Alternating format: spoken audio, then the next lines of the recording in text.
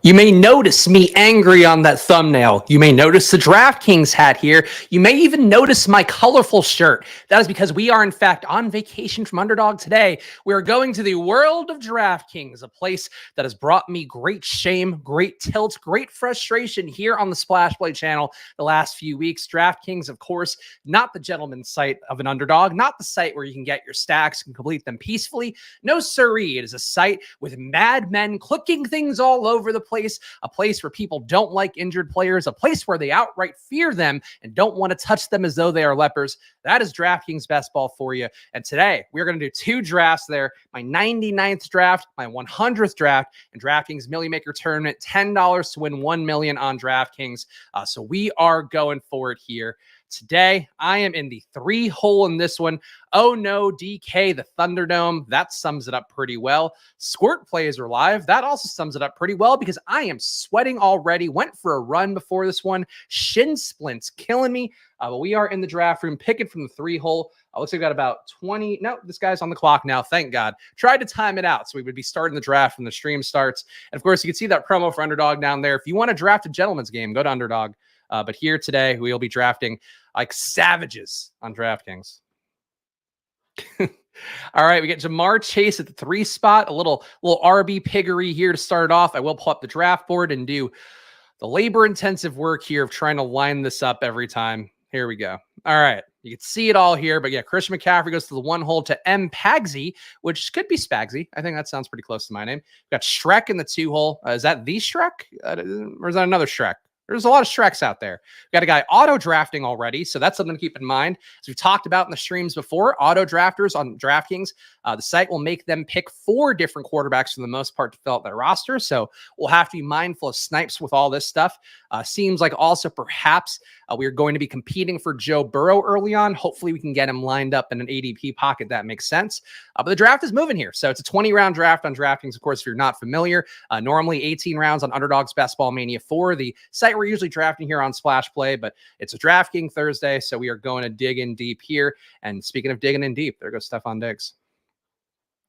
Let's see what kind of DK madness we witnessed today. Yeah. The shirts give me Friday vibes. It is Hawaiian Shirt Friday here on Splash Play on Thursday. I was actually thinking, I'll let you guys in on the creative process here. One thing I was thinking about when I launched the 5 days a week of drafts on Splash Play was like, okay, we have Best Ball Breakfast. Obviously, our podcast partner, Pete Overzet, my good friend, does that, has made that into a great franchise. You have the Best Ball Boardroom with Justin Herzig over on ETR. You have the Best Ball Happy Hour with John Daigle over on 4for4 stream that I've done with Pete before as well. And then I was thinking, what if I did Best Ball Vacation, where it was like, oh, I'm not taking a real vacation, so my vacation is Best Ball drafts every day. And then I quickly abandoned that concept because I didn't want to do new overlays. So something to keep in mind there, but it would be Hawaiian shirts every day. I was going to get some tropical drinks. And then I was like, let's just draft some fucking teams, man. Let's not try to get too cute. So there we go. That is the story of the Hawaiian shirt. Oh, that is the Shrek. Okay, good. So I'm glad he emerged from the swamp here to pick some players to get Justin Jefferson to the 102. If you are going to emerge from the swamp as an ogre with a lot of business to attend to, no better pick to get the 102 than Justin Jefferson. How dare you stream at the same time as the EA Sports FC Pro Clubs live stream? I got to tell you, I don't know what the fuck we're talking about. I assume that's FIFA. But yes, I not a lot of overlap, I presume, with them. But hopefully for all of you who are like, oh, man, I can't believe I'm trying to watch the EA Sports FC Pro live stream. I'm sorry that we had to overlap like this. Unfortunately, I am a daytime streamer. I'm not a cool nighttime boy. Even watching Ship Chasing a little bit last night, I was like, how are these guys talking like this at 10:45? I don't know how people do it. I'm a sleepy boy at that point of the day. We got Michael here in the 10 hole of the draft. So if you want to follow along with him, he is okay wishbone here. Somebody to root for here. Besides me, of course, we all should be rooting for me in this room. But we'll see. One more pick. What is on the board for us? We sort by ADP. All right, we got Chase. Nobody really falling too crazily here. Derrick Henry, a slight faller, but I don't know. You guys know I like to draft here on Splash Play. We are a 0 RB stream whenever we can be. I think if I take Devontae, somebody is going to take Higgins. Let's just take Devontae anyway. See, maybe there's a shot we can get Higgins back. I don't think so, but it's possible. Shrek feels like a running back guy. I feel like he's Eagles adjacent in terms of these guys that are luminaries of best ball and DFS and all that. So maybe we'll get Higgins back. Probably not. But I honestly think that, yeah, the Chase Higgins combo, a great one to get. I think if you're getting premium stacks, I am a little more on the side of those being worthwhile. Certainly Cincinnati was a team that I did a lot of stacks of last year. And see, Higgins is a guy that's just great. Like one of the guys that looks great in all the numbers that I look at, the estimated points added metrics, DVOA. Higgins is just a great player in terms of all that stuff. And part of the reason too, which I feel like I need to explain sometimes in these streams, I know we got a lot of new viewers in, and I'm throwing numbers around and acronyms and all that. The estimated points added metric to me is an important one because it's basically saying like, hey, every time, there goes Higgins, every time that this guy touches the ball, he's getting, let's say, 3 yards more than the average player gets in that exact same situation that guy's in. So that to me is what's important there because that's how you end up being valuable over the course of a year. Whereas for volume guys, it's like, yeah, they can get the exact same yardage that's in front of them sometimes. But if they're not outlier players in terms of getting more than what's in front of them, not getting more than average each time out, I think those guys tend to be a little more fragile in terms of what they're going to give you week to week. Volume is an important thing, but I think being efficient with that volume you get is the most important thing. So that's part of why I do go a little bit more towards those guys. And there's also some studies too. I know one of the guys in the Best Ball Data Bowl, hopefully that's the right branding that I know Pete's a part of with the fantasy data something. I don't know all the plugs, not my business. But point being, there was one of the studies there that did have a pretty strong connection between EPA per drop back and some of the guys outperforming their ADPs. So there is science to go along with that as well. We do have a little bit of a fall for Calvin Ridley. DK Metcalf's there. I will go Ridley. I think Jahmyr Gibbs, I've said this every time I do a DraftKings stream, do you think Jahmyr Gibbs a little bit more valuable on DraftKings than he is going to be on an underdog just because of the full point PPR? Certainly going to be a guy that I think gets some touchdowns and, overall and helps out in underdog format, especially in terms of the red zone work he should get some nice targets there. Definitely a guy who will draw attention away from an Amon-Ra St. Brown or a Sam Laporta if he ends up being the player that we think he's going to be. But I think with Gibbs in particular here on DraftKings, like, there's a world where he is, Christian McCaffrey, at least in the pass game part of it. I don't think in the run game part, I don't think in terms of getting 20 plus touches part, but he could have 15 really efficient touches, 6 of which are targets. And I think that's something for Gibbs that on DraftKings, he's one running back that I'm probably a little bit happier to take than I would be otherwise. Let's see. FIFA lost its title. Oh, okay. I didn't know that.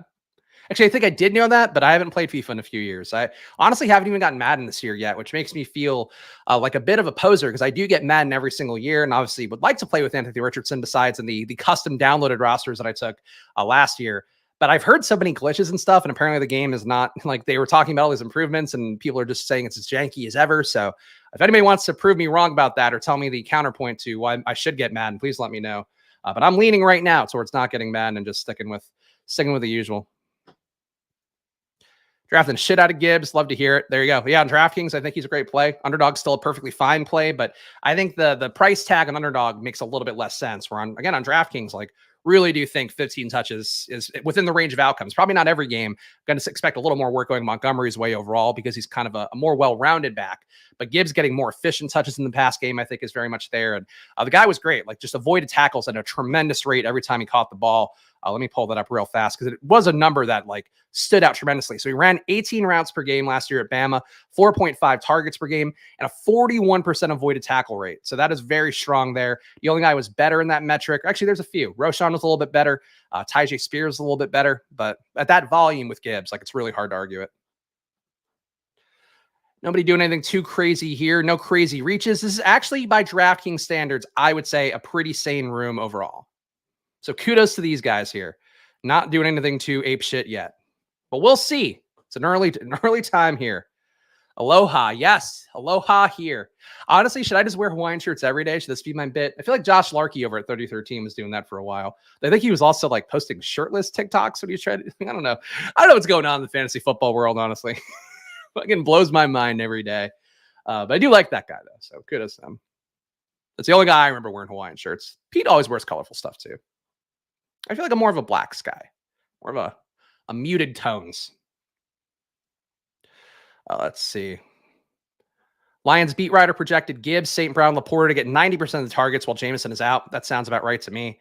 Definitely, I think that's a concentrated offense. I've talked about on here that I think the optimal Lions stack, if you're going to get it, is going to be Amon-Ra St. Brown, Gibbs, Sam Laporta, Jameson Williams is optional. Like, I think that's there. But that's a premium stack to me that I think you're really capturing a lot of that offense and one that should be ascendant. Goff, it's a tough year for Goff because he basically, they can cut ties with them this year. And I do think that's part of why they drafted Hendon Hooker, was to have the ability to move on if Goff doesn't have a great year this year. If the Lions falter, like, Goff is probably out. But if they are good, obviously, like, this is going to be a really nice situation for him, I think, to prove his value, get one more big contract after that gigantic one he got in the Rams, which they pretty much instantly regretted. But Detroit seems to like him a lot more. He's been a leader there. So I think these are all things that bode pretty well for him. All right, we're on the clock again. We have my boy Christian Watson. We have Joe Mixon, Joe Burrow. Oh, Shrek's already auto-drafting. What a coward. Shrek saw me here and he's like, I can't hang with this guy. He left. Fuck Shrek. I don't know him. That's what you're doing on DraftKings. I think that Shrek is just trying to max out the tournament here. That is what a lot of the pro players, the guys with a lot of bankroll on DraftKings, I know do, is that you make the first couple picks because you have to do that to have your lineup qualify. If you auto draft on DraftKings every single pick, your tournament, I think you can't win, I believe is the logic on that one. I don't know that it gets the draft thrown out, but you can't win a Millie Maker if you auto draft every single pick. So kind of a dick move. Oh, he's back. Good. He must have heard me talking shit about him, and now he's back. Weird one. All right. We got Christian Watson falling back here. Hard for me to argue that one. We locked up one stack. That feels pretty good. Who should we go with? I think this is just Christian Watson. Kirk is so overvalued on DraftKings. I know you don't necessarily want to read too much into the fact that he's not going to be out there in the 2 wide receiver sets. As we've seen so far in the preseason, some of the camp reports as well, it's going to be Ridley and Zay Jones running outside a lot, and then Christian Kirk only coming in on the 3 wide receiver sets. That's something that's not great for Kirk. I think they'll find ways to scheme him touches and all that, but going in the mid 40s, I'm pretty okay not taking Christian Kirk there at this point. I feel like Kirk should be more Marquise Brown territory, maybe. Definitely a little bit lofty for him. Yeah, Shrek heard that shit in the swamp, came roaring right back. Shrek is not tolerating it. Maybe he just had to quickly have a powwow with Donkey. He was like, hey, Donkey, what are we going to do? And then Donkey's like, hey, Shrek, I don't know. Maybe you should just auto draft a few of them. Was that an okay Donkey? I think it was an okay Shrek. I don't know if that was an okay Donkey. Is 30% Bateman too much? Yes. Yes, that is. Yes, that is. It's a pretty big bet on Bateman. No issue going his way. Like, I think that he's a perfectly fine pick, but certainly one that I would say you want to have a little bit less exposure to. Really, that's a lot of exposure to a guy that I don't think has shown enough, has not shown the health parts. And I tend to not worry about the health parts. You guys know that if you watch these streams. Like, I think you always buy in on the injury and try to get it right. But 30% of anybody is a lot. I have 30% Christian Watson, and I believe in that guy with my life. And even then, it's like I'm overexposed if Christian Watson tears an ACL at some point in the first month. So I would try to get that down. I would try to be, if you really believe in Bateman, 16 to 24% Bateman, then you're getting 2 to 3x the field. That feels like more than enough to me. Spags, how do you combat draft fatigue? I'm exhausted. Only drafted once in the past 4 days, mentally drained. It's tough. I mean, I've talked about it on here with Pete a little bit, where sometimes I definitely get a little bit tired of like the cycle of it all. Some points of the season, and especially too, when I see like the really bad takes coming in July, I think, and it's stuff too, where it's like, we've been talking about this since January. I've had some nice comments from people lately who were like really appreciative of the fact that I was like on a lot of these rookies early on. And we talked about them in January and February, obviously AR, Dalton Kincaid, the tight ends, all these guys ended up having a lot of closing line value. And it's something where, you do have to battle it a little bit. I think stepping away is important. That's part of why, to me, I'm not doing the puppies so much this year, not doing as many of those chihuahuas and all of that. I'm focused on the big tournaments, but I do think being mindful of mental health of this stuff is kind of important. And it sounds really precious to be like, oh, you got to be careful about your mental health drafting all these teams, but it's a lot of time, and I'm not a slow drafter either. And I think that's even more anxiety inducing to just constantly be on the clock. So to me, I think it's just, knowing when to dial back, knowing when to push forward. And if you're in the mood to draft, like, multi-table them, draft a bunch in one day, and try to make that work. All right, let's pick a player here. We got Akers, we got Swift, we got Goddard. I think so. Swift is fine. I think this is a Goddard team because we do have a little bet on Devontae Smith. So we're basically getting some nice leverage here on AJ Brown. Theoretically, some of the running backs, so I will probably take a Philly running back at some point. But Dallas Goedert is one of those guys I've talked about here. The best tight end in analytics last year in football. pretty much him and Kittle on a tier all to themselves. Kelsey obviously is great too, but a little bit less efficient because of the volume he gets. But Goddard's one of those guys, great training camp reports, some theoretical leverage as well if you do have an injury to an A.J. Brown or Devontae Smith. But I think this team too, where basically, people will probably have Hurts and Goddard. They might have Hurts, Devontae, and Goddard. They won't have those guys with Jamar Chase and Joe Burrow very often or too often. So I think that's something where you can get some leverage here, or potential leverage against the Jalen Hurts. And again, if you're rolling into week 17, which I talk about, if you're rolling into week 17, you're unfurling your cards, you're showing what your hand is. I think if you're showing, hey, you guys have Hurts and you have the same receivers I have Joe Burrow and Jamar Chase and two of these receivers, I think it's going to look pretty good. So that's the logic for that one. Super zero RB from the 8 hole. Ooh, I got to look at that in a second. All right, let me make my pick. James Conner's ahead of Miles Sanders now. I don't think that's right.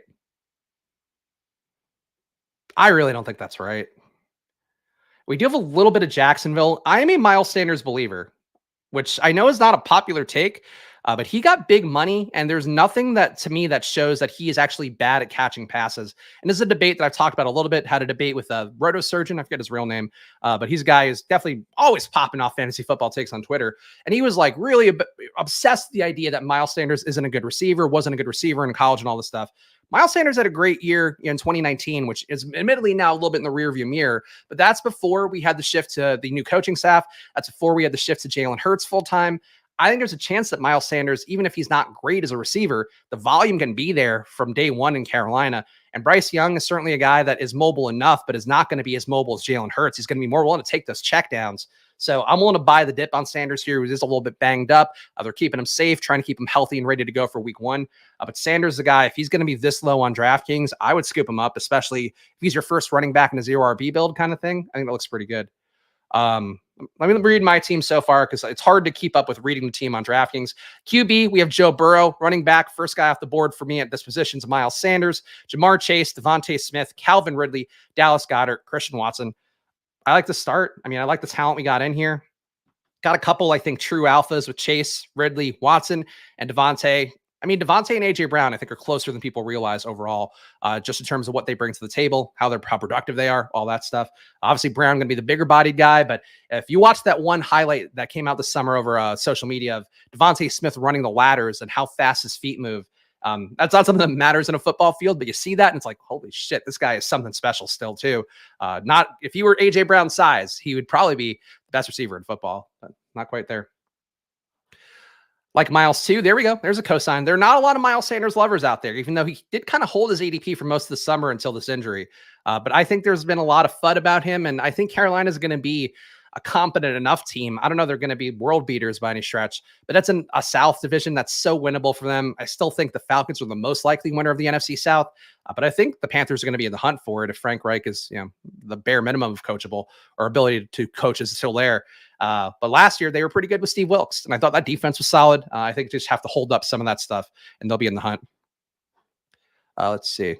Your sweet, smooth, buttery voice in my ear holes while I'm in the coffee shops. Don't say anything outlandish. Okay, I'll try to keep it sweet, smooth, and buttery. That's what I'm known for. All right, let's look at the 8-hole draft. So they got Diggs, Olave, Deebo Samuel, Jerry Jeudy, Deontay Johnson, Tyler Lockett, Jahan Dotson. This is the temptation that you sometimes run in on DraftKings, where if you start going 0 RB, you really have to force yourself to cut off at a certain point because you'll run into a pocket here where there's no good running backs and you want to get tempted to take a falling receiver. And that's something that's happened to me. There was one DraftKings draft where I was like, I'm going to do extreme 0 RB. I'll do the thing I usually do that you guys have seen me do on drafts a bunch, where I'll cut myself off in the 6th round and then I'll go get my other positions. But because there were such great receiver values left, I took 2 more rounds of receivers and then ended up really behind the 8 ball at running back. Salvaged okay, but definitely something to be mindful of a little bit more on DraftKings. All right, so we got nobody who really screams out here. We can get Ingram, which would be interesting, but I don't think we need another tight end at this point. Probably need a running back. I don't want to take Dalvin. God, it's such a high price tag for Herbert. But we'll take him here. Didn't like that pocket.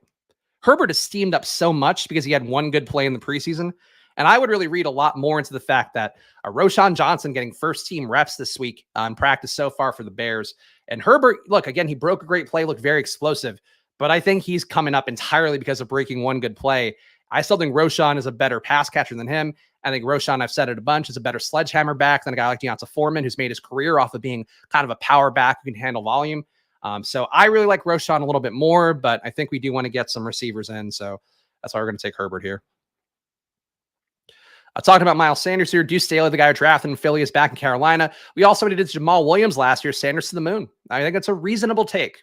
Not a popular take, but a reasonable take. Any interest in the single entry and 3 max tournaments on DK? So the 20 maxes are the ones that I'm intrigued by, but I'm not going to have enough time to do it. Again, this is my draft number 99 on DraftKings in the Millie Maker. So I still have to get another 50 in. Obviously, we'll hit number 100 right after this one as well. So you guys can draft along with me if you want. But I think it's just, I only have so much bandwidth. And like we were talking about with Brandon earlier, like I gotta protect this fragile brain of mine, and just try to keep myself going enough to get through it all. So I probably will only be maxing out the Millie Maker, but if I guess I got ahead of it somehow, I know it's going to happen, but we are only 21 days away from the NFL season. So probably not the most likely. Would have taken Kadarius Toney there for bring back for my Cincinnati stuff, but he goes, Would like to get a receiver here, but none of these guys are really doing it for me in a meaningful way. Why is Watson falling so badly here? Traylon falling. I'm going to take Watson. I don't know how we're going to build this out. I got to be honest, but I do think that's a really nice value on Watson. I get double Watsons here. Elementary, my dear Watsons. I got 2 of them here, Christian, Deshaun. So the team so far, Burrow at QB, Miles Sanders, Khalil Herbert, Jamar Chase, Devontae Smith, Calvin Ridley, Dallas Goedert, Christian Watson, Deshaun Watson. I think we both know which Watson's the better human being. I think it's what we know so far. But 2 Watsons, can't argue that. Back to the board. How's the 0RB guy doing? So the 0RB guy is now pushing his first running back to the 10th round. That is danger zone. That is absolute danger zone. Does he at least correlate his guys? Nope. Okay. He's not even stacking here. So this is again, love 0RB teams. We'll swear by it. I think a 0RB team is going to be very unique this year in Best Ball Mania and on DraftKings with the running back ADPs we've talked about here. This is not the way to do a 0RB team. This is how you leave yourself dead in the water at running back, unless he gets some screaming values. And because we have a lot of RB piggies here, this is going to be a real tough team for him. And you also don't want unstacked QBs. That's a bad 0RB team. It's not what I would do. So not all 0RB teams are created equal. I would say that. Miss getting Herbert in the late 10th, have a good amount of Herbert in the 10th teams. That's good. I mean, you're going to get closing line value there for sure. I think he's still live. Like, I still would rather go Roschon. I was talking about it with our guy, Fancy Dog Pound, I think is his name. Great YouTube channel, though. I have watched some of his streams before. But we're talking about it on Twitter yesterday, where I think Chicago's backfield's a lot like Miami, where certainly any of those guys can get there. I would have exposure to all those backs, but I would have it at a sliding scale favoring the rookie because A-Chain's so fast, so good at getting volume in his college career. Wasn't great handling it, but still was a guy that was pretty good with that stuff. Roschon is just a guy that I think is a freak. Like, I think Roschon, I've seen some FUD on him on Twitter recently, and I just don't agree. Like, a guy that big who can do what he does and be valuable in the pass protecting stuff and as well as catching passes, I think he is a guy that is just a tremendous asset for the Bears. And he's going to be as good, I think, as a Bears running back can be, at least long-term, with how much Justin Fields takes off the table. But I would treat that like Miami, where if you get Herbert, great. If you get Foreman, great. But I would try to get the most exposure, I think, to Roschon personally. And that's how I've treated it for sure. 16% Josh Downs over here. That's good. Josh Downs up with the first team now. So that bodes well for him. He is Anthony Richardson's roommate there in camp. So another positive for him as well. All right. So we got Burrow, Sanders, Herbert. Definitely could use a receiver here, but we are in prime running back territory. Let's get Romeo Doubs. I would like to get the 5th receiver. I think my Doubs exposures overall are a little bit light, and I do believe in Jordan Love. We'll probably not be taking him here. I honestly don't know what I'm going to stack up with Watson. I guess I have to get Jerome Ford late. Maybe a 19th round Cedric Tillman. Watson was a good value here. I don't know that he was the right pick for my team, but I just couldn't. Like 15 picks after ADP for Deshaun Watson as a guy who I think should be in the hunt to be a top 5 QB. I think it's too cheap for Watson. So not the best strategic move for the correlation we usually try to get here on Splash Play, but I think still a pretty good slot for him overall.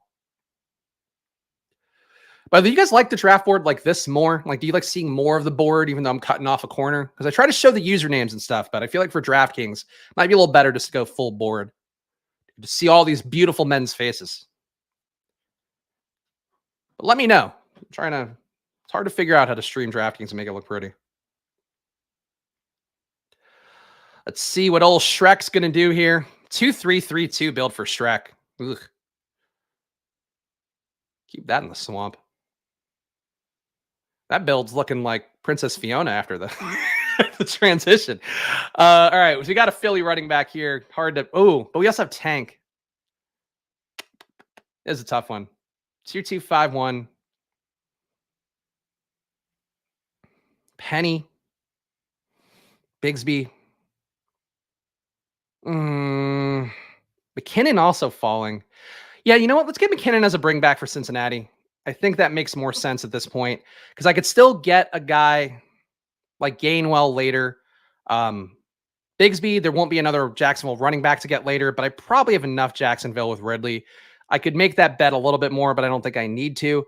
McKinnon, though, I just want to get a bring back for Cincinnati, and I just don't get the McKinnon fall. Like, he's old. He's the same player we kind of have known that he would be, but it's also one of those things where, you know, we know there's spike week potential here, and especially on DraftKings. Like, McKinnon can literally give you a 40-point game on DraftKings. He can maybe give you a 20-point game on Underdog. But I think that's still something where I'll take McKinnon in this spot because I do need some correlation for Cincinnati. Not my favorite pick, but I think it makes sense for this build. McKinnon over Vaughn?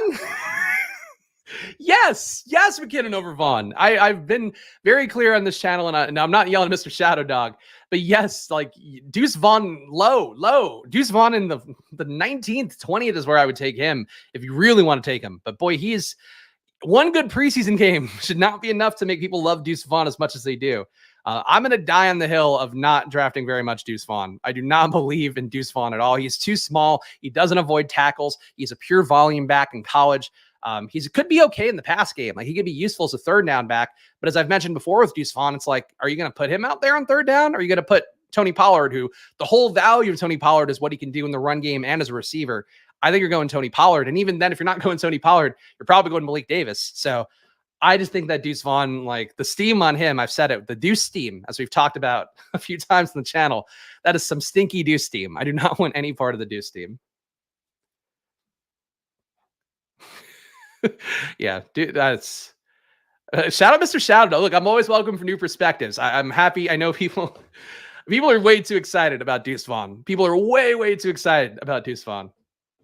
He's like so I've said this analogy before, but there was a point in baseball where they would do weird gimmicky things to try to sell tickets. And they would have like a little person there and give them like number 1/2 on their jersey. And then they would like play baseball. And that's what Deuce Vaughn is.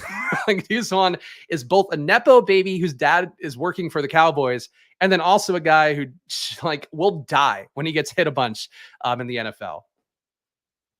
Oof. Yeah, that one threw me for a loop. Sorry, Mr. Shadow Dog. I'm not trying to take it out on you, but boy, a lot of people lately coming steaming in about Deuce. All right, so we've got a 2-3-5-1. Jordan Love's on the board. Just still worried about all the Trek back auto drafting again. He's moved back to the swamp. I'm going Jordan Love. I know that we have Deshaun Watson, but there's no stacks there. I do have the double for Green Bay. And it's DraftKings. We have 20 rounds, so I'm going to go 3 QBs in this one. Weird build here, but I think I have enough talent at these positions for right now. Obviously, I could use a running back, but nobody at running back right now was looking that great to me. Damian Harris, a faller. I think we might get one of these guys back anyway, so that's why I'm going to take Jordan Love here. It's Ron Armstead. Hate to see it.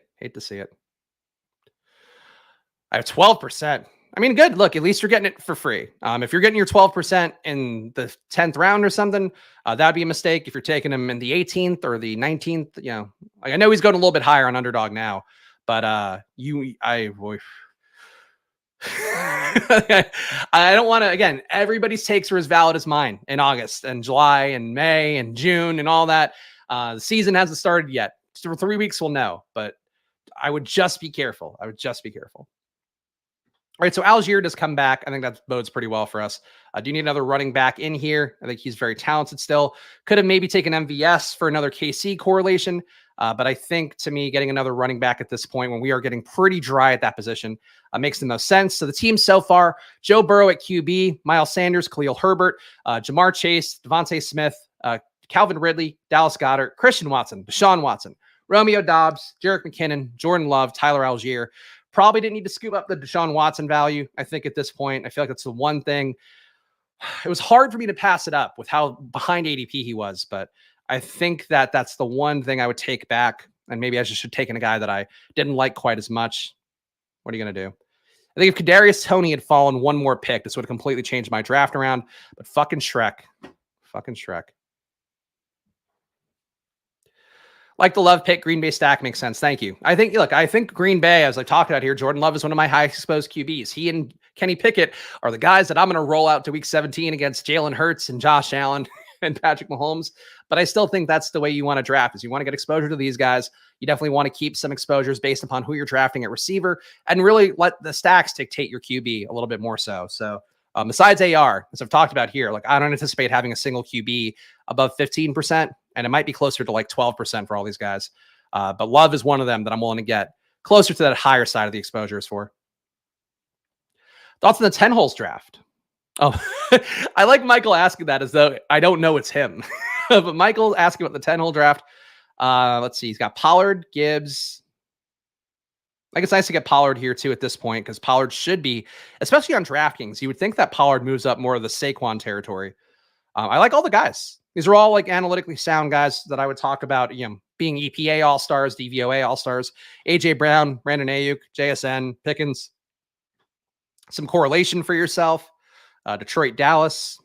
I think you could have used Dak here maybe, but yeah, if you have Pollard and Cooks, probably would try to get Dak, but I guess that wasn't possible for you because of the 0 RB guy. So good team though. I like all your guys.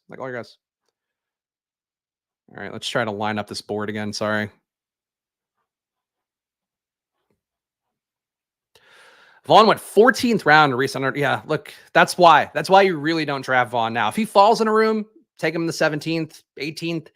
If you really believe in him, that's what I would do. But I would really warn against him. He is one guy that, I'll fall back on the take of like, hey, like your takes are valid. Like, I don't want to tell anybody their takes are invalid. But I do think with Deuce Vaughn, it's just, there's a lot of risk there. And there's such a small, I hate historical data stuff, but there's such a small window of success for guys that are as tiny as he is. All right.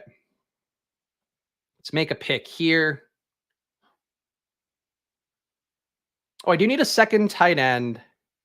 Man, I'm like thin at too many fucking positions. But I do think Irv looks pretty good here, and he's high enough on the board that I worry about one of these guys auto-drafting. He takes Chark with the auto-draft.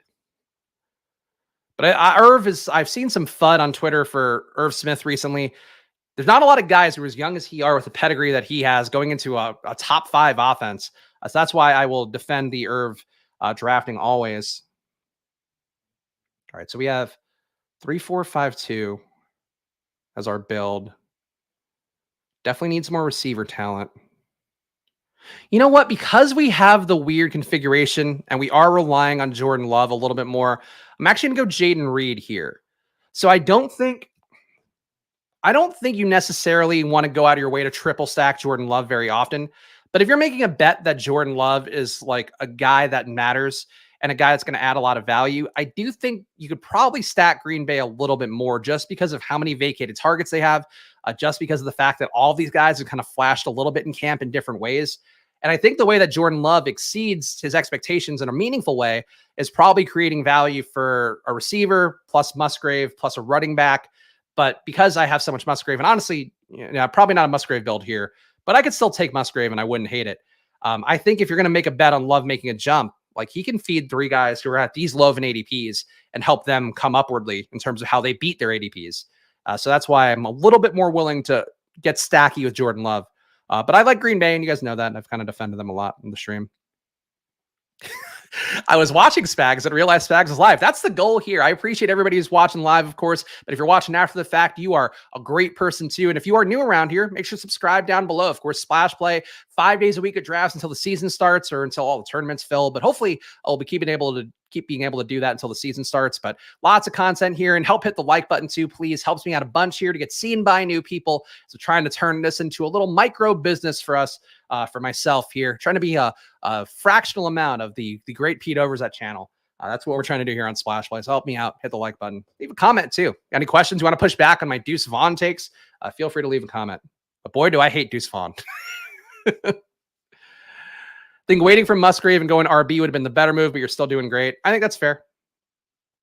I think I just don't have enough Jaden Reed. I've obviously been so heavy Christian Watson. I'm pretty close to the field on Romeo Dobbs on Underdog. I don't know. Let me check my DK exposures. Because I'm not sure on Dobbs on DraftKings. I feel like I probably haven't taken him a lot. No, I've got 8% Dobbs. All right. But I do have less Reed. I've got 7% Jaden Reed and 28% Christian Watson. So those are my DraftKings receiver exposures that I'm checking on the mobile app as we go. Recently looked at his Dominator ratings from college and advanced stats to help my Deuce arguments. If you are a Deuce fan, I suggest you not do this, LMAO. But as a small person myself, the man has been small his whole life. He knows how to run the football, not take as many huge hits due to his stature being so small, harder to lock in on.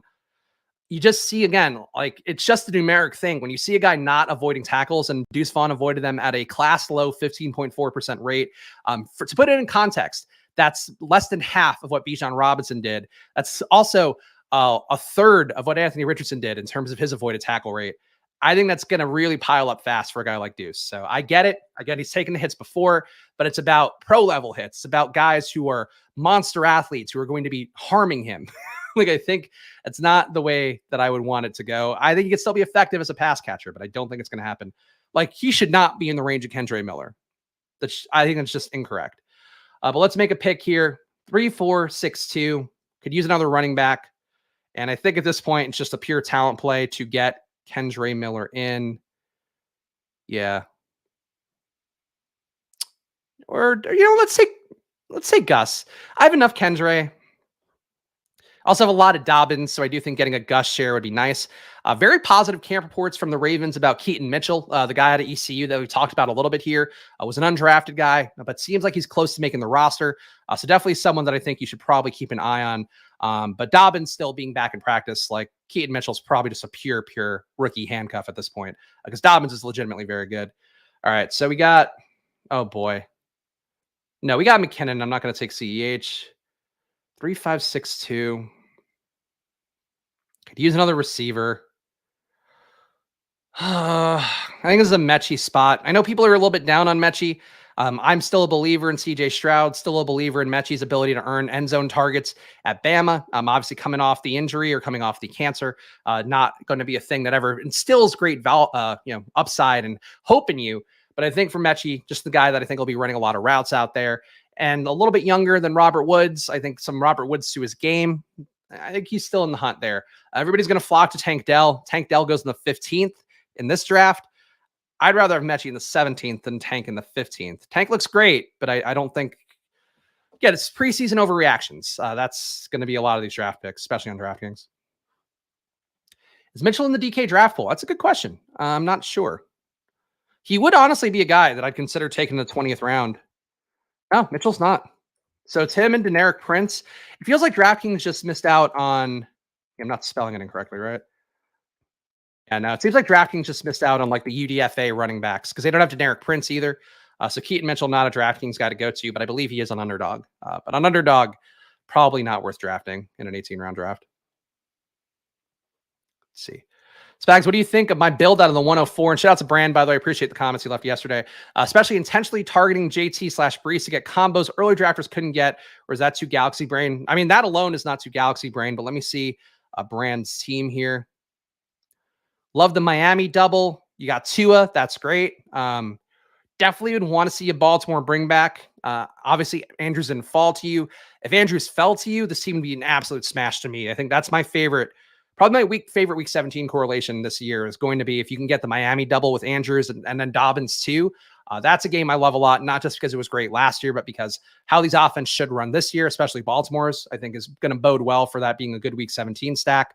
But I think getting Taylor and Brees with the Miami double, like that's pretty good. Don't love Mike Evans, but I like that you got a bet here on the Chargers as well. Should be a more downfield team that'll benefit Mike Williams. And when you did get Dobbins, so that's good. Yeah, no, I like that team. Good job by Brand. Shout out to all the new names too. Been really great to see some new people popping in here, leaving comments, participating in the chat. Of course, if you are a shy chatter, don't be. Feel free to come into the chat. I'm always happy to hear the takes. As Mr. Shadow Dog found out, might not always agree, but I will certainly hear you out and try to give you my feedback, and we can always go from there. All right, so this is a good Chase Brown spot.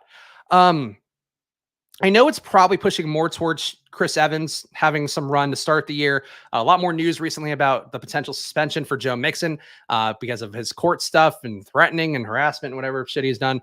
But I still think that Chase Brown, to me, what he did in that first preseason game, he had like 3 for 33 in the pass game. That was the one thing that really jumped out from his time at Illinois to me, was that he was a very big volume back, almost got 30 touches a game at Illinois, which is not great. But it's also that, you know, he earned that volume. He wasn't that efficient with that volume, but he was still good in the pass game. And I think Cincinnati could use him there. I don't know how he's holding up as a pass protector. Clearly been behind Chris Evans and Travion Williams so far in the conversation. But I really think Chase Brown is still a little bit undervalued, even if Chris Evans is going to be the play that I think people start to gravitate towards a little bit more. Mixon was found not guilty this morning. Only a civil case pending. Was that okay? I missed that. Still a dickhead, though. He still had multiple issues within the span. He might end up with another one pretty fast. You can see the auto drafting going on for Shrek there, so he gets he gets old Baker Mayfield. All right, what do we need? We're in pure luxury pick territory.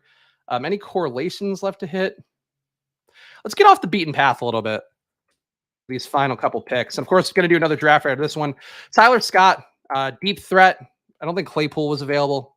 Yeah, Claypool's not available. So I got Tyler Algier. I think adding in a guy like Tyler Scott, who's going to be a pure deep ball guy, probably, if you guys remember Danny Gray last year, who's still part of the Niners, but I think there's some chances that that Tyler Scott runs that Danny Gray thing, where he's just not going to run a ton of routes and might be not efficient enough to get out there. But in terms of just like a pure deep ball game, getting to go, you know, being able to go downfield, he's probably the only guy on the roster that can do that reliably. Like Mooney's okay downfield. I think that DJ Moore at this point in his career is going to be more of an intermediate range guy, more of a Deontay Johnson who could maybe break one more than Deontay Johnson can. But Tyler Scott, I think, is a guy that does have some merits and the ability that he has and is bringing to the table for Chicago. So I think he makes sense just trying to get some little micro correlations here down the home stretch. Fucking got nobody from Cleveland, though. Is Tillman still available? Oof. That Deshaun pick. Sometimes you just can't scoop up the ADP value. You really can't. All right. I'm going to add Tillman to the queue. We'll see if we get him back. Ashton Doolin torn ACL. Oh, no. Sorry for Ashton Doolin. I shouldn't respond like that. But these injuries, yeah, better, I guess better for that than Amon-Ra St. Brown having had that outcome yesterday. But yeah, sorry for Ashton Doolin. Probably shouldn't be getting drafted anyway if you were drafting him. Civil cases for a minor play with a Nerf gun, getting shot with a gun, mix it. Oh, I did see that. I did see that was in the look. NFL players that are legal stuff is hard to keep track of. But it is actually an important part. So kudos to you guys for keeping up with it, because being able to read the tea leaves and some of the legal stuff is going to be, I would say, a little bit less of a priority behind team motivations and contract stuff and all that. But there goes Chris Evans. Honestly, Chris Evans is a nice pick in the 20th round. I still believe in Chase Brown getting the opportunity a little bit more as the season goes on. But I think Chris Evans getting him in the 20th, hard to argue that. Same for Malik Davis. It's fucking batshit that Malik Davis is going in the 20th round. And where did Deuce Vaughn go? Deuce Vaughn went the 16th. That's incorrect. That they should not be this far apart. I will die on that hill as well. Malik Davis is a guy who showed a little bit and is a normal-sized human being. He's an adult. Deuce Vaughn is the size of my son, Luca. And he is 17 months old. All right. We got a 3682. Tillman's still here. So we'll take our 9th receiver. Team off the board officially: Joe Burrow, Miles Sanders, Khalil Herbert, Jamar Chase, Devontae Smith, Calvin Ridley, Dallas Goedert, Christian Watson, Deshaun Watson, Romeo Doubs, Jerick McKinnon, Tyler Algier, Irv Smith, Jaden Reed, Gus Edwards, Mechie, Chase Brown, Tyler Scott, Cedric Tillman. Needed a little more week 17 correlation here. I think I didn't get the great values you usually get on DraftKings, but overall, I think the team makes sense. We got an elite QB. We didn't get sniped too badly. Got an extra QB here that fucking is useless relative to the constructs of what we built, but still a high upside QB. I think if I had gotten Kadarius Toney, I think the team would have felt a little better to me. Would have changed my draft capital around a little bit, but there we go. All right, guys, now's your chance. If you want to play along with me in DraftKings, if you want to see me, I didn't tilt that hard in that one. So this is going to be the one that really ruins me, but let's go into a best ball draft here. Best ball Millie Maker, $10 to win 1 million. I am entering now. Play along with me. Use the promo code SPLASH on Underdog, but not on DraftKings. There we go. 7 out of 12 entrants, and this will hopefully fill pretty fast. And then we'll wait 2 minutes. Come on, Luka has a couple inches on him. That's true. And Luka's much more durable, I think. Sniped on Drew Lock. You hate to see it. For all the haters, by the way, who thought that Anthony Richardson was going to be this year's Drew Lock for me. And those are just completely different plays, too. That critique of me has always bothered me. Drew Lock was a 2% play last year that I felt okay about and then quickly dialed back once Geno came into the camp and was clearly winning it. But Drew Lock, I think if Drew Lock got that same opportunity last year, I don't think he would have been as good of a passer as Geno was, where Geno really exceeded expectations meaningfully in terms of what he did. I think also got a little bit lucky with some of the needles he was threading there. But definitely something with Geno where I think that Drew Lock would have given a similar year. And I'll die on that hill, but we'll never know. That's what I can't prove. And if I'm going to perm banish anyone betting on basketball at the hotel, the team provided on the road. Yeah, man. Yeah, that's tough. Oh, good. Mixon's back over Vaughn for Mr. Shadow Talk. Well, that's good. I'm glad your ranks are updating accordingly here. Let's look at the teams. We got KD. We got Lemons. I don't think Lemons is in the chat, but Lemons is in a lot of my DraftKings drafts. Star Kindler's in the chat. Okay, Wishbone's in the chat. Dak must be. Got a Deposit Kingdom avatar, so he's probably in the chat, I hope. Interesting names. We'll see what they do here. Of course, a 2-minute wait time for DraftKings, so you really gotta fill the air. Oh, it's a great way to fill the air, guys. Asking for subscribes and likes, please. Help out Splash Play, independently owned here, trying to make it work, trying to grind it out here, 5 days a week of streams here until the season starts. Only 21 days, guys, till NFL kickoff. So we're going to keep working hard here, drafting some DraftKings teams, drafting some Underdog teams. And again, if you want to play the gentleman's game, go to Underdog, use the promo code SPLASH, double your deposit up to $100. DraftKings, go waste your own money. I don't get anything out of it. Just go do it. I don't know. Got to max them both out. If you want to take best ball seriously and you got the bankroll to do it, max out BBM4, max out the Millie Maker on DraftKings. Pray. Oh, Lemons. There we go. Shout out Lemons. Lemons 50. The brand is strong. What is this avatar for Lemons? Vaguely horrifying avatar for Lemons. I don't know if you guys could see it. Let's see if I can zoom in for... No, this is on the wrong screen. Hold on. Where's Lemons? All right, let's zoom in on Lemons' avatar briefly. Oh, no, it's too big. Oh, damn you, DraftKings. All right, let's see if you guys can see this better now. Like, what's going on here, Lemons? Is that a man holding somebody's face? Are we doing something pornographic here? I just don't know. Reset this bad boy. All right. Go to the board. Whew. Fucking DraftKings. It's hot in here. Hard to go for a run and then do a stream in a hot studio. I feel like my body's just leaking. Oh, it's Bird Box. Okay, there we go. Yeah, I knew here it's Tiger's Mudshot. But yes, Lemon's a man of diverse avatar interests. All right, we could see pretty standard draft besides A.J. Brown going a bit early. So maybe we'll get something interesting on the way back. Diggs going at the 103 to Star Kindler. I feel like Star Kindler must be trying to change his exposures around a little bit with that one.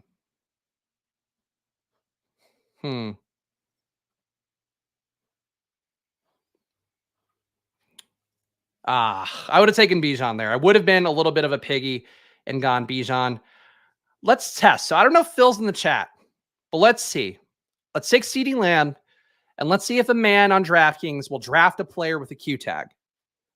Phil might be in the chat, though, so you might be sharp to know, like, yeah, just draft the guy with the Q tag. But if not, I will be happy to get a Mon-Ra back at 14. Okay, perfect.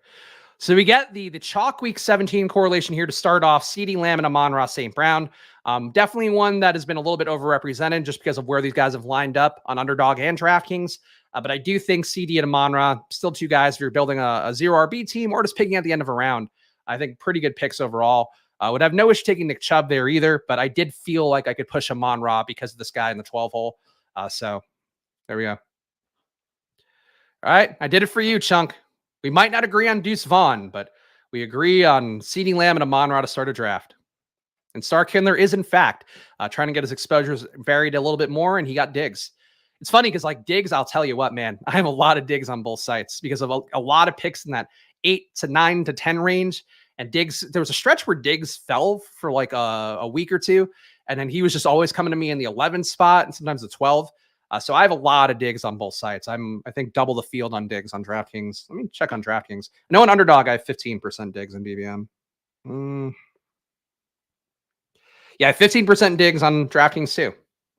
It's weird how, like, and obviously, you know, you draft the players that you believe in the most. And if you have a certain style of drafting as I do with the zero RB stuff, or you're trying to do the zero RB stuff, you do end up with some similar teams. But I'm a little surprised at how comparable my exposures are between DraftKings and Underdog, just given how different the sites are, how different the ADPs are, how different the rooms and how they act are. But I have actually pretty flat exposures between the two. Do I have any CD Pollard? Pete didn't seem to love it, but I've been jamming it lately. Just feel that could be all the Cowboys production. No. I honestly might not have a single share of it unless it was when Pollard was going a little bit later, but I'm just not the biggest believer in Dallas's offense. I think the tough part for me with Dallas this year is that you're paying the price tag for a team that was really well run last year and really well schemed with Kellen Moore. This year, you're paying a premium price tag for those results and the pace they played with and all that for a team where it's going to be Mike McCarthy calling plays and Brian Schottenheimer putting the guys in position for those plays. And those are tremendous downgrades, like some of the biggest downgrades of any coaching move this offseason. So I think that's where I'm low on Dallas overall. I agree if you want to capture the Dallas offense, and I think Chunk might be a Dallas fan. So like, I get that, but you know, don't let that cloud what you're doing. I'm just not a big Dallas believer. I think that team is going to be carried a lot more by the defense this year, and maybe that benefits Pollard, but I just worry about Pollard too.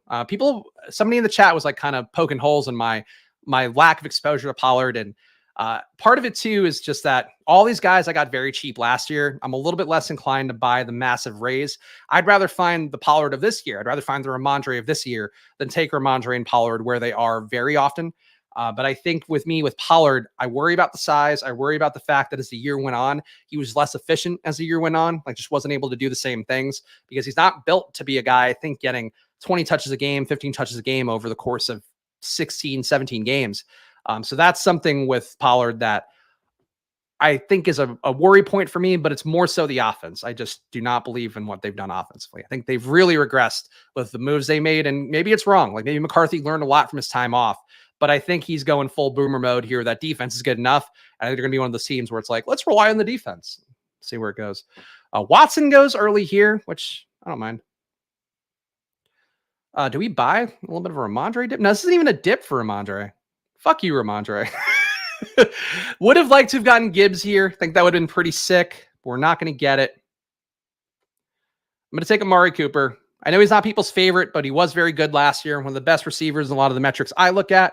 Amari had that's Amari Rodgers. He was actually also pretty good. Amari 0.26 EPA per target, 16% receiving DVOA. That would put him behind Justin Jefferson tier, would put him certainly behind the Watson, Pickens, Waddle tier, but still a guy that, you know, again, creating positive value as a boundary receiver, big-bodied guy who's going to have less attention going his way this year because of the weapons they brought in. I think it could increase his touchdown equity a little bit as well. So like Amari here in a descendant Cleveland offense. All right, we have Stevenson still here at 38. Cooper. I wish there were a jet in this range that wasn't Brees all the way down there. I know people would want me to take Ramondre here. I am going to take Jerry Jeudy. We're going to try to extreme 0RB this bitch. Once we didn't get Gibbs, I'm out. I'm out of taking a running back. Really would have liked to have gotten Gibbs at this spot. Obviously, you can't expect these guys to fall exactly where you want them. But definitely Would have liked to have gotten Gibbs. Diehard MMA here. Unstacked Burrow. These guys are not going to be happy. Chase, Higgins guy, you don't get Burrow. Instead, the guy with Bijan, Olave, and Watson gets Burrow. Fucking sucks, man. This is a good team this guy was building. Bijan, great start. Olave, great start. Reaching for Watson on DraftKings. Like, I love Watson, but he probably, no, Watson might not have gotten past me, but he probably could wait on Watson. But unstacked Burrow just kills that team. Kills that team. Yeah, always love the unstacked Burrow. I'll tell you what, on DraftKings, man, that's why I took Burrow when I did last draft. You are going to get sniped on Burrow so often on DraftKings. It's almost to the point where it's not even worth taking a Bengal because of how often you'll get sniped. But Lemons protected himself against it to his credit. I did get the Andrews Lamar here with Chase, so at least he was smart about it. Poor KD, though. Would have been nice to get Burrow there. No worries, Derek. You're all good. You took Gibbs at the right spot. Like, I'm never mad at anybody for doing that. It's when we're doing Spag stacks, which again we'll be doing tomorrow. We have 7 teams left to draft at random, of course, in Best Ball Mania 4. So I will be doing Spag stacks tomorrow for 2 teams. Whenever you snipe me on a QB in that one, and you know that you're doing it, that's when I get mad at people in chat. But you took Gibbs at the right spot, and I even hyped up Gibbs. So you should be excited to take Gibbs where you got him. Honestly, good team by Derek too. Got to give him credit. Brown, Hurts, as we talked about here. I think when you get Hurts in the second round on Underdog, it's a little bit tough because you can try to push him, try to get him in the third round if you do have a Brown. But I think with this build on DraftKings, Hurts is not likely to come back as often as he does on Underdog. So I think what Derek did here is a solid team. Am I mostly fading Big Mike on both sites? Yes, but mostly unintentionally. I don't have a lot of the Chargers, and it's one of the things that I don't know how to walk it back at this point. Like, I'll take some Chargers if they fall to me. I think people are a little too aggressive about Chargers. And the tough part for me is I love them. Like I talked about earlier with Dallas, I think Kellen Moore is a fucking genius. Like, I think that guy is one of the better schemers in the NFL. You know, as I've talked about, Shane Steichen / Nick Sirianni, depending on who you want to give credit to. I think those guys are top tier. Kyle Shanahan, we all know, top tier. Andy Reid, obviously going to be top tier. But I do think like Kellen Moore is one of those guys. And just with how check downy the Chargers offense was last year, any sort of movement in a positive direction for that is going to be good for Mike Williams, going to be good for Keenan Allen, and going to be good for Johnston and maybe even Josh Palmer. But because people are just so frothy to take those guys, I don't get enough. So they're going to be a team that I'm under on this year. And it's not out of want. It's just out of like how things fall to me. And I'm just not, I don't think I'm going to reach for it down the home stretch too much. But not a deliberate fade, but good call by Dustin, though, analyzing that. Spags, it's okay to not have a ton of Pollard. He's 26 years old and never had 200 carries in a season. Okay. Like, I think there's rebuttals for all these guys, but as I've talked about, I think there's rebuttals for almost every running back overall. And that's why I do really try to say, like, yeah, Bijan, Chubb, like, those are guys where I don't think there's an anti-case. I think there's a case that maybe the ceiling isn't as high for a guy like Bijan because you're going to have Algier in the mix, and the team just might not be that productive.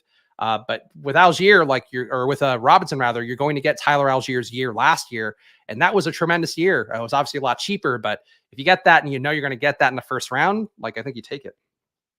Najee goes in the 5th. Good for Najee. All right. So we got 4 receivers. Dallas, Detroit, Cleveland, Denver. Nothing jumping out correlation-wise. Do I want a Waller share at this price tag? I don't really think so. I think I want to make the room suffer is what I want to do. George Pickens. So here's what I'd like to do on DraftKings. I forgot to pull the chat. My apologies. Whenever you start to see receiver get a little thin, I like to make it get even thinner with guys that I still like. So I still like Pickens. Still think that's a positive one. No Seattle guys left? Motherfuckers. Really would have liked any of the Seattle guys in this range, but that's okay. It's another draft where there's like not really any value falling. I am going to take Madison here. Didn't get Christian Watson in this draft.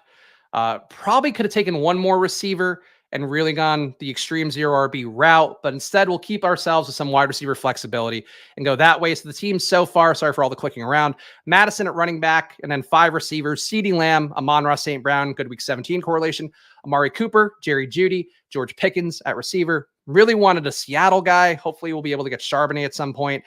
Maybe take a Chargers, maybe a Gerald Everett build. The Chargers is just such a steep price tag. That's part of, I think, why I'm not getting them either. All right, let me scroll down. Here we go. Now we're in good boy range.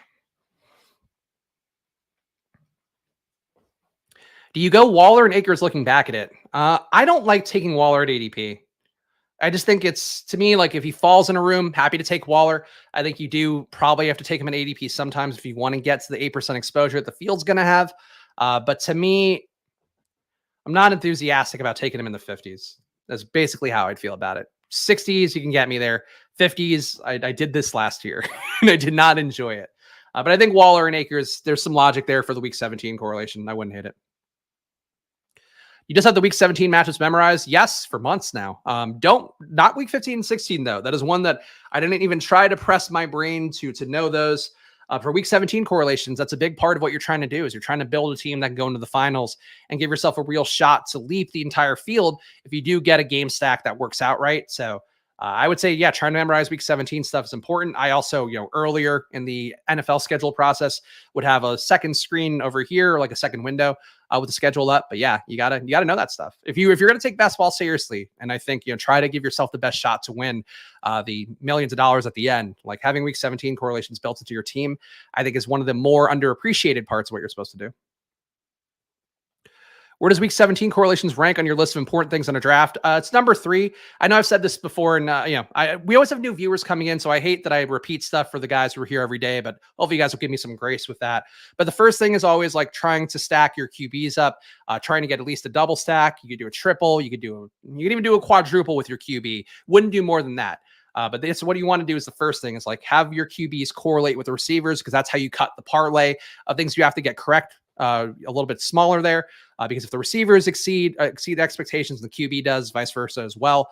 The other part would be drafting an ADP. Like you can reach a little bit here and there for some guys, but if you reach across your entire team, you're going to just kill the value of the entire team and give yourself a better chance of being duplicated by somebody that got those guys at value. Every time you take a guy 12 picks ahead of ADP, somebody else got that guy 12 picks after ADP. That's just how ADP works. So that's the second one. And the third one would be the week 17 correlations. So I would honestly say that's a priority too. Maybe ADP and the QB stacking are 1A and 1B, but I think that's it. And then week 17 correlation is like a nice bonus to add on.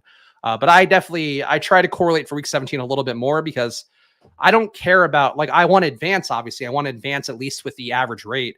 But I more want to bring super powered, like well-optimized lineups to the finals. And didn't work out with Cincinnati Buffalo last year. But in general, besides that, like I think that was still the right approach. Yeah, week 1 correlations for weekly winners. There you go. Just get your win out of the way early, and then you're in the black. All right, let's see what we're gonna do here. Quentin Johnson would have been a nice pick. Goes the pick before me, of course. So we'll deal with that. Got Deshaun there. Did I just take another Deshaun share? Let's see if we can push Deshaun. Take Rachaad White. And hopefully we'll get Deshaun on the way back. And if not, Phil Lancaster has made a powerful enemy today. You motherfucker. What the? Oh. Where's the fucking bread hat? Here it is. All right, there we go. Same thing as usual. Of course, I have to get sniped on a player. I presume he doesn't have any correlation, but we'll look in a second. I'm not going to wear the DraftKings hat. 2-5. Motherfucker. Why the fuck did he take Deshaun? I'm going to take Montgomery here. We didn't get Gibbs. I think Dobbins is a better pick than Montgomery overall. Fucking A. Less tilt than the last 2 times. He has Chubb. He does have Chubb. It's a flimsy correlation, though.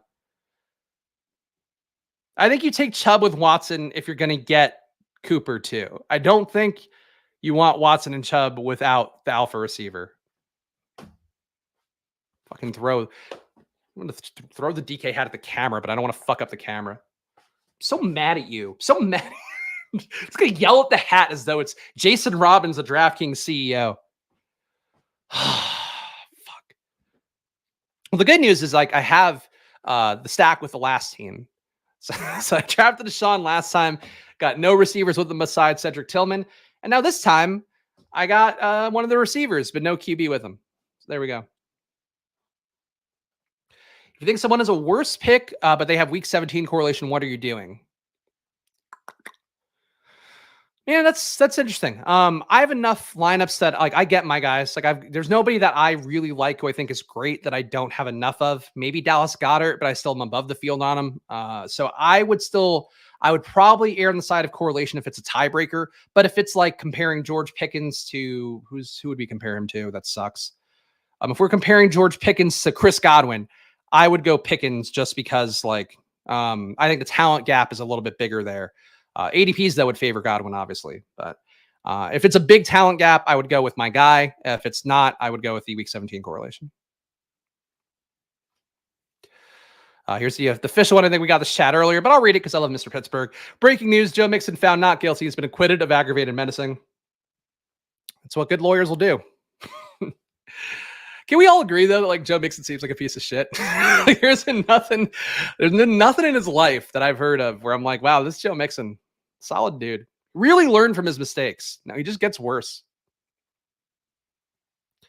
DK is bullshit. DK is bullshit. The reason he took Watson is because it's DK. It's like the Wild West, no rules. No, I mean, look, he had the Chubb correlation. Like, I get it from that perspective, but there's nothing else he did with his draft where I'm like, oh, this guy's a really savvy drafter. So I think that's why I tend to think, you know, he just took Watson because Watson was there. That's fine. Yeah, absolute scumbag. Didn't he? Yes, he did punch a woman in college and like punched through her face. He is not a good guy. I know I laugh at things that are uncomfortable like that. So don't take that as a sign of me of Spags being like, yeah, like please, but like just egregiously piece of shit kind of thing to do. Jeff tends to lean correlation in the debate between players you like in week 17 stuff. I think that's fair. I mean, look, I obviously agree, so that works out. Charbonnet goes to OK Wishbone. Gosh darn it. Oh, this bread hat's hotter than the DraftKings hat. Which makes sense, I guess. You've got to bake bread. Okay, thank you, Adam. I got Adam's permission. That's good. They're going. I wouldn't view it like this, Mr. Pittsburgh. I don't think your Chase Brown shares are dead. It just means that it's a harder needle to thread. But like Mixon was so inefficient last year. Again, he is a huge piece of shit. Didn't used to be a piece of shit. Still actively a piece of shit. So that's one of those that I think you can recover from. I'm going to take Dak here. 10 pick ADP slide for Dak on DraftKings. Whew. Not going to let Phil Lancaster get a shot at him. So Dak correlates with our CeeDee Lamb. I'll read through the team in a moment here. All right. We got AJ Dillon.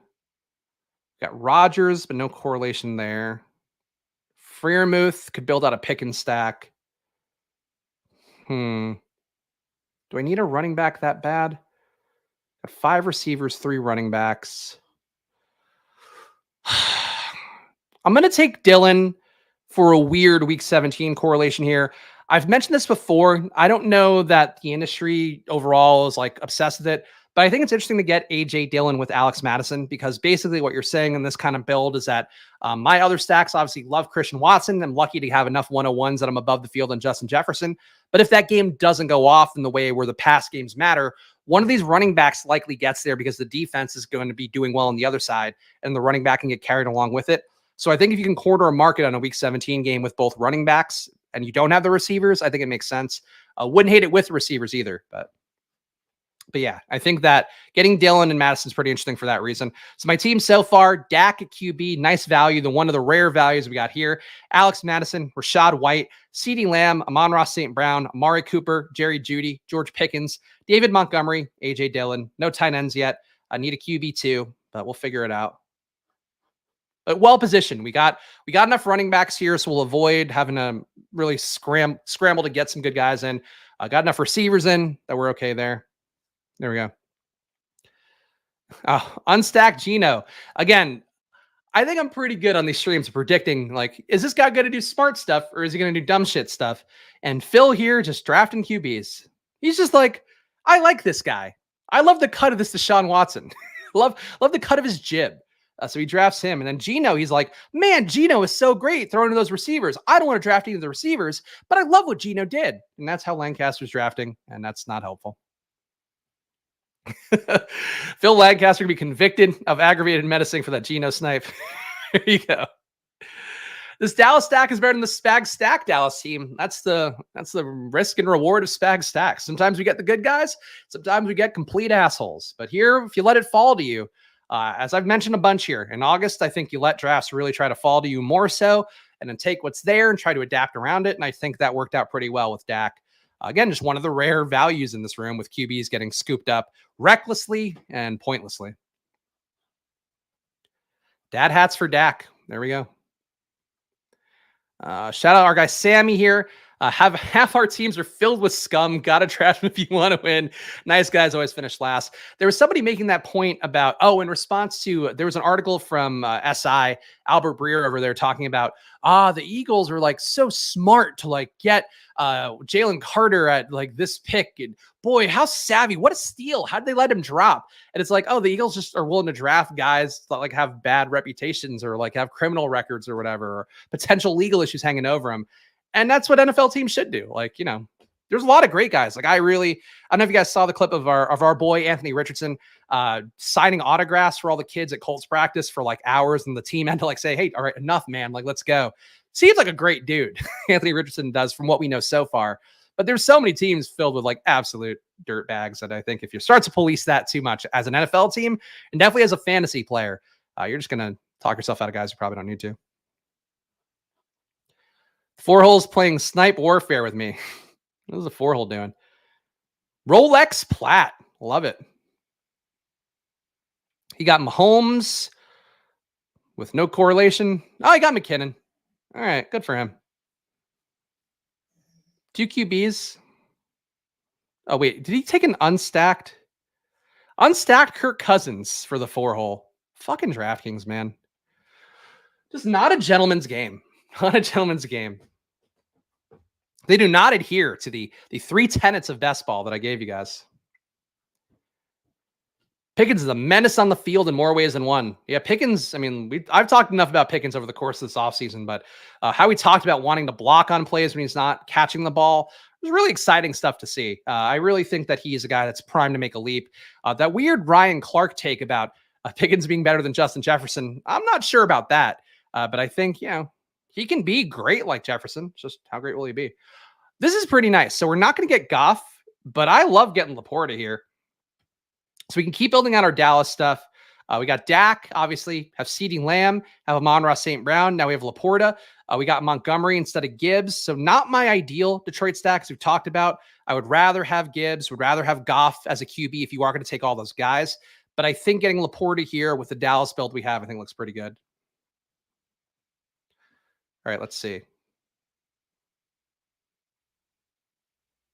Adam correcting me here. He did say more talented, not better. I mean, it's possible. I guess talent's on a spectrum. I don't know. I think Pickens, like I said it, I don't know he's Justin Jefferson. I think he's got the shot to be poor man's Randy Moss. He's not quite as tall, not quite as lanky and all that stuff. But the way he plays, like I think he's the closest thing to Randy Moss we've seen since Randy Moss. But we'll prove that out hopefully over the course of a year. All right. See what Phil Lancaster does here. Old Phil. The bane of many people's existence in this room. Never drafted on DK is an absolute free-for-all. The people grabbing random shit outside. Jack, great chats by Jack today. Doing a good job out there. Yeah, definitely a team that I think, or a site rather, where people just play lawlessly, and it's, what are you going to do? All right, let's get our second QB here. We do have Jerry Jeudy. Wish I'd gotten one of the Denver running backs, but I'm going to take Russ here. Another 6-pick discount. There's no point, I think, in waiting on QB any further. Nobody else that would excite me that much. Pickens I could take, or excuse me, Pitt I could take later. What am I saying? Pickett I could take later. Pickens, though, I have enough Pickens stacks, so that's fine. Probably not enough Russ relative to what the chances of Russ bouncing back are. Pickens got a flag at UGA for squirting water at someone. Well, They probably were asking for it. Can you? It's the only time you can say that somebody was asking for it, by the way, referring to a football player. Can you explain why reaching for guys is bad to you again? I've always been on board with getting your guys. It can also help for getting unique in these tournaments. So the issue with getting guys ahead of ADP, especially a lot, is because then there's other teams that are taking those guys at where they should be drafted or even later. So basically, like if you take, let's see if we could find a live example. All right, you take Jalen Waddle in the first round here. So like you miss out on Tyreek and you love Miami and you go, fuck it, I want Jalen Waddle. So you take Jalen Waddle here. You're now going to be going against teams that have Jalen Waddle in this range. And sometimes teams that got Jalen Waddle in this range. Obviously, that doesn't happen a lot, but that's the issue, is that then you're running against teams that either have one more pick that's super premium that you don't have, or two picks that are super premium that you don't have. And at that point, your team is like pretty close to drawing dead. It does make you more unique, but unless you're like getting perfect closing line value and you predict every part of it right, you're just making it harder for yourself. So you're better off across an entire portfolio of drafts, just trying to draft like along the lines of ADP, taking what the room gives you and allowing those ADP followers to be the thing that defines your lineup being unique. That said, like if you're reaching for a guy like we've talked about here on DraftKings, it's not quite the same, but on Underdog, Christian Watson never falls back to you, or for the most part, very rarely falls back to you in the 4-5 round on the turn. But if you reach for him here, like you're getting a pretty different texture here, because not a lot of people, I think Chad Maschke's BBM data has it that 6% of teams have Watson with Jefferson. So like that's one you can do that reach, but then don't go reaching everywhere else. Like you take the one reach. But overall, if you're just reaching a bunch, like you're maybe building a team that makes you happy, but you're building a team that just has a lot less likelihood to actually win at the end. The final, or not the final team here. The team so far: Dak, Alex Madison, Rashad White, CeeDee Lamb, Amon-Ra St. Brown, Amari Cooper, Sam Laporta, Jerry Jeudy, George Pickens, David Montgomery, AJ Dillon, Russell Wilson, 2-4-5-1. So we got some flexibility. We got good players. Haven't gotten sniped. Feeling pretty good. Yeah, you are right, Dal. You caught me on a real fucking stutter stumble there. Pickett, Pickens, Pittman, Pitts. Sounds like an old child rhyme. Mentioned Pickett and he goes to stacking with a Najee owner. Oh, good. So glad I didn't plan around Pickett. Did he go? That's an early spot for Pickett too. Just dumb fucking picks. Like he could have gotten Pickett the 14th, 15th maybe. Oh, just bad picks. Bad picks. Yeah, no more DK hat. When I get tilted over a Snipe Bullock, the hat's changed. We go to the bread hat.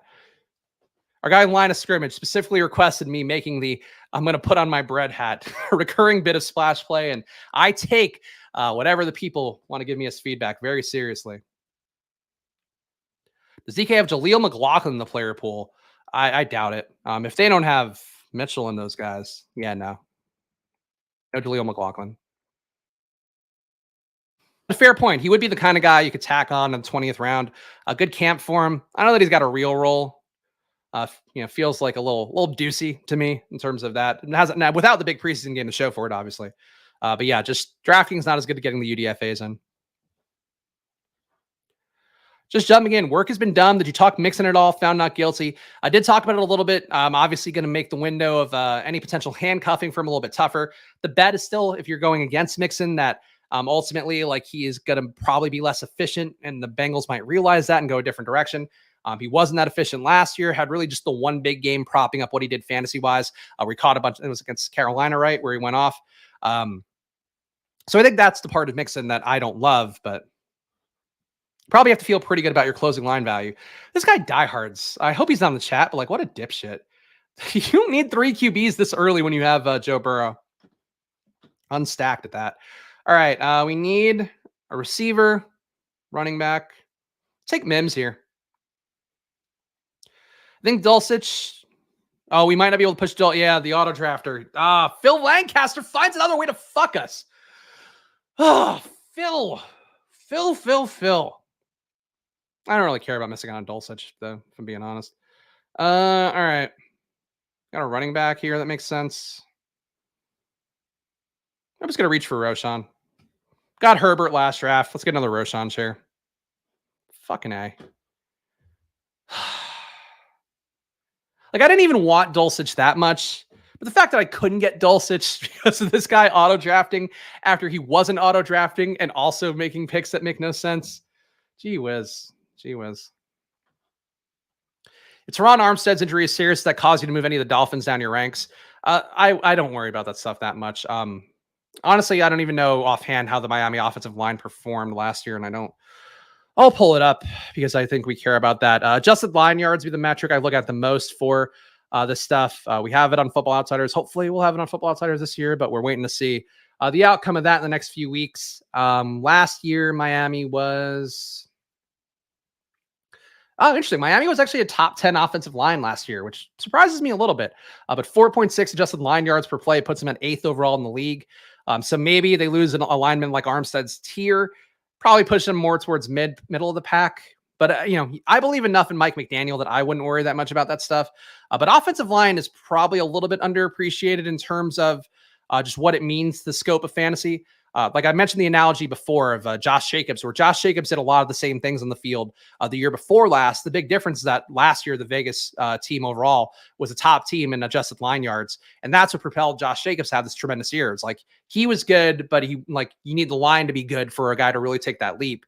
So in that respect, like Miami, probably gets a little bit worse, probably a little bit worse for A-Chain and Mostert and Wilson. But still, like, you got to believe in the scheme first and foremost, the ability to be creative. So you can downgrade it a little bit, but I wouldn't do it meaningfully. That's stunning. I mean, look, that's why I always look at the data. Like, you can build your own sort of, cases for stuff, obviously. And I'm sure there are things that Miami's weak at. Like, it looks like they were bad at power runs, 30th in the league at power runs last year. So, like, they weren't getting great push on the very short runs, basically, is what that would be. Pass protection also, they're fine in pass protection. But yeah, you lose a guy like Teron Armstead's tier, and like it just comes down a little bit. But I don't think it's worth trying to like talk yourself out of plays because of that. I would talk myself into plays with good offensive line stuff. I know that on 4for4, I think John Paulson previously has done like an analysis of free agency moves on offensive line, and then kind of tracks that with the adjusted line yard stats and tries to land on which offensive lines took the biggest leap. I'm not sure if he did that as an article, but I would search for that on 4for4 if you want to check that out. Yeah, the 4 QB dream is always alive on DraftKings. That much I think we can all say. I think I saw Crane or someone get Jefferson at 1, then Andrews Lamar at the 2-3 turn. It's got to be semi-unique. No. I mean, it's unique relative to like every single lineup out there, but there are so many people that do it that it then becomes less unique, which is going to be the case for anything. And then also there's all like the part 2 where with Andrews and Lamar, like those guys fall enough to people where you're kind of ending up the same boat. I wouldn't force that one personally, but I think Kareem also talked about that like a while ago.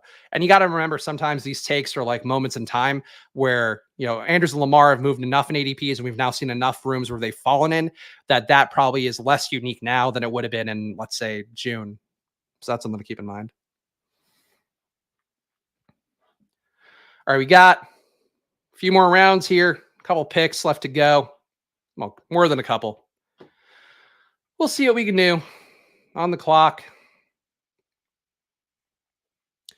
Jake Ferguson's come up that much, huh? 2561. Let's do. See if I take him. What does this guy have enough tight ends? This fucking Phil character's got very much in my head because he's going to auto draft Taysom. Let's see if the auto draft doesn't make him take Jake Ferguson. Let's pray that it makes him take Gus. Da! Oh, DraftKings, how you do this to me? All right, we got Gus, we got Miller, we got Ford. I'm gonna take Ford here, I think, right? Yeah, it's not that big of a discount on Gus. Yeah, I felt it too, Bullock. I didn't see his tight ends in time to know how many he had left. It really is like on DraftKings, you were just dealing with so many hurdles. You were dealing with the hurdles of illogical drafters. You're dealing with them often just leaving the room and leaving you to auto draft against them. The DraftKings auto draft algorithm is just a little bit stupid and annoying. And this guy takes Sam Howell. Auto draft makes him take Sam Howell. Unbelievable. Phil Lancaster might be one of my least favorite drafters we've run into. Because he was bad when he was drafting manually.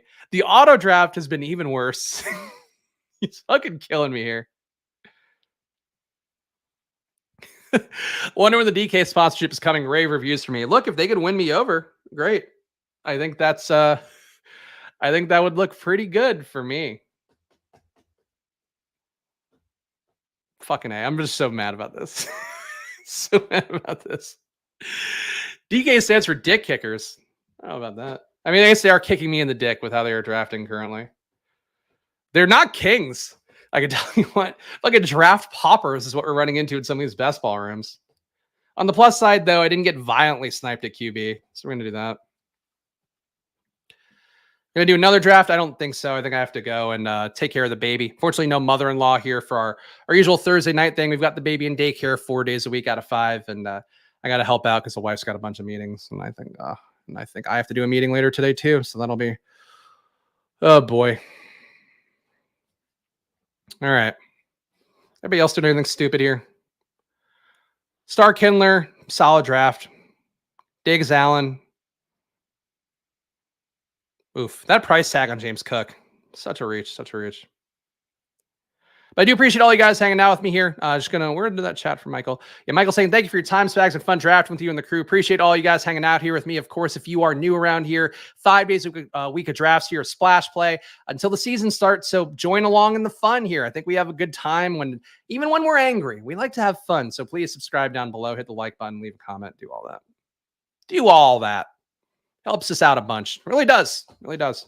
And I really do appreciate your guys' time as well. Again, as I mentioned a bunch here lately, so many streams going on, so many different pieces of content. I know Pete's got Jeremy Levine from Underdog, the CEO over there, coming to wage war against DraftKings coming up. I'm sure Liam's got some streams going. The ETR guys always have a generic white guy in a thumbnail at any given point drafting a team. So there's a lot going on that you guys can watch, and I appreciate you watching here. That was the stick in the bike spoke meme. Yep. Check it out. Oh, thank you. We don't want you to feel lonely, Spags. That's all I can ask for. I need sympathy views or still views, baby. That's what we say in the biz. You said fucking A. I thought that was a Western New York saying. I don't hear that all the time online. I don't think so. I think fucking A is everybody. I think fucking A belongs to all of us. Generic white guy channels don't hit as hard as this one. Like, I think Herzig is very sharp. I think we can all admit, though, that if you just go through the thumbnails of all those drafts, it's like, who is this white guy?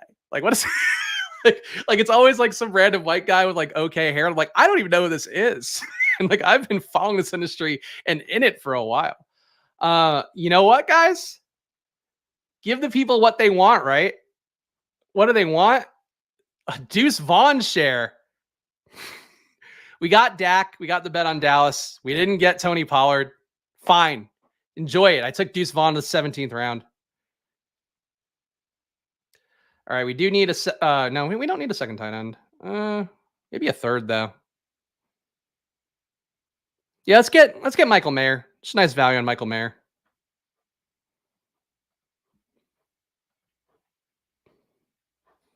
Oh, there we go. All white guys look the same. All right.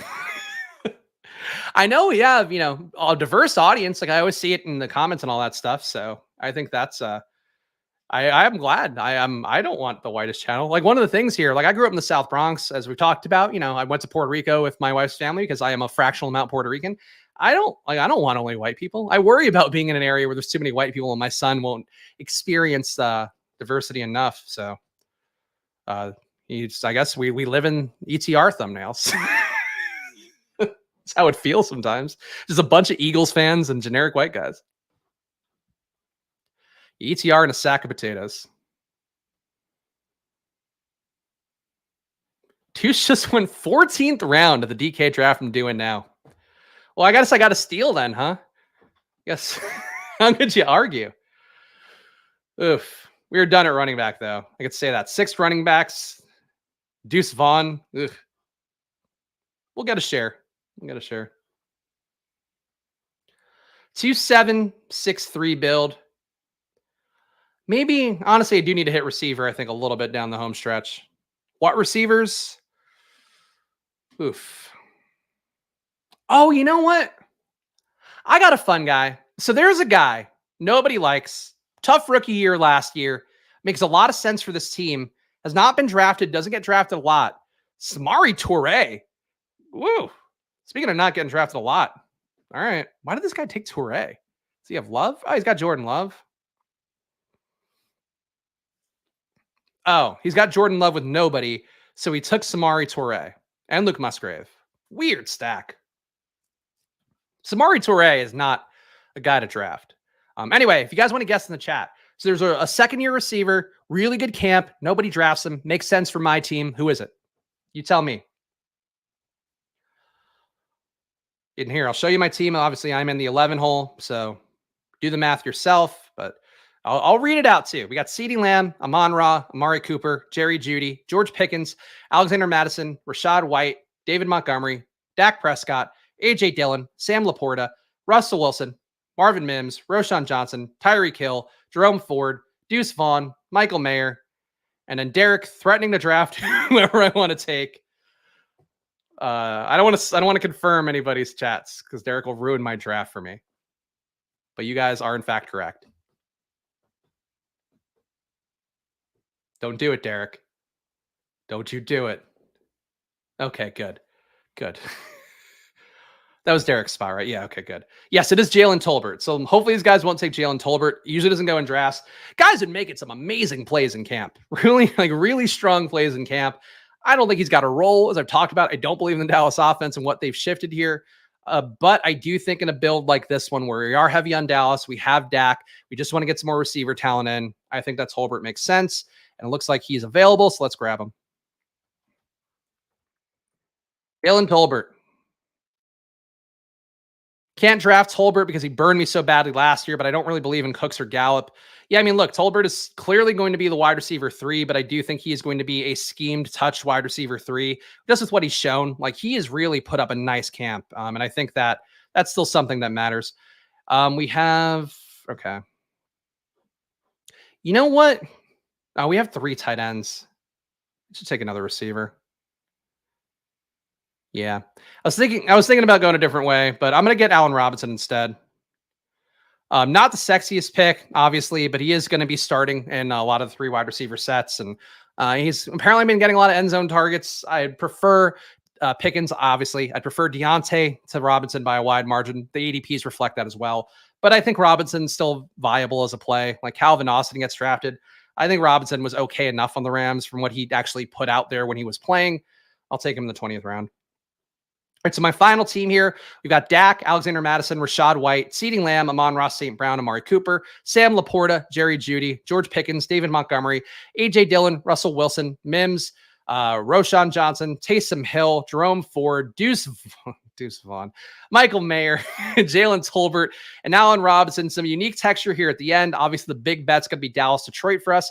Didn't get a ton of Week 17 correlation the way that I would normally like, but some micro ones floating around. But really, Dallas-Detroit game stacked here is the way we went. And I think that's a fair one for me to do. So there we go. Spags draft like a tropical thumb today. Oh, I don't know how to get... I don't know how to top that. Spags, I am at the 1. Got sniped on Burrow and Cousins. Wasn't sure where to go. What would you do? All right, let's try to solve that problem for Allen here in the 1 hole. Did see you get sniped on Burrow. That wasn't great. Yeah, Cousins was at a spot too where you couldn't get him. Yeah, your picks really put you in a spot. You want to take somebody that gives you an out late, I think would be the thing. I guess you have an out with Kyler you could have taken. I probably wouldn't have taken unstacked Goff. I don't think that makes sense. I would have probably tried to do like a CJ Stroud with Houston guys late, maybe Mac Jones with New England guys late. But really, or, even Tannehill, you could try to build out with Burks. That's more what I would have done. I think just taking random guys here and then trying to get them. Like Goff has nobody that really goes that late. That makes the most sense. And I guess I took Laporta from you. Love, you ended up taking weird guys there. I would have prioritized trying to get a Toure, or not a Toure, try to get a Reed, and Musgrave. You did the best you could, but I think trying to really target like the full stacks you can get late, like Carolina, Houston, you get enough guys there late. But yeah, just in general, trying to not box yourself out. Like remember to take receivers that give you an out later for a QB just coming up if you do get sniped. All right. There we go. All right, we're done here. All right, guys, make sure to go and subscribe to the channel again. Let me pull up the full screen here. Please go subscribe down below, hit the like button, leave a comment. Come back tomorrow. Spag Stacks back on Underdog. Of course, if you're not playing on Underdog, you love DraftKings, give it a shot here. Use that promo code SPLASH to double your deposit up to $100. Great way to support the show as well as support yourself because you will get up to $100 matched on there. So that's pretty good. 4 BBM entries turns to 8 BBM entries. Use that promo code SPLASH. So go do it. Follow me at Chris Spags. Follow this show at Splash Play Pod. Don't be shy. Leave a comment down below as well. I'm happy to reply, happy to talk about whatever you want, happy to answer any questions. But I do appreciate each and every one of you who hung out with me today, and hopefully you'll come back tomorrow for a little Friday delight here. Spag Stacks coming up. We'll spin the wheel, draft some random teams. See you guys then. Enjoy your days. Good luck. Bye.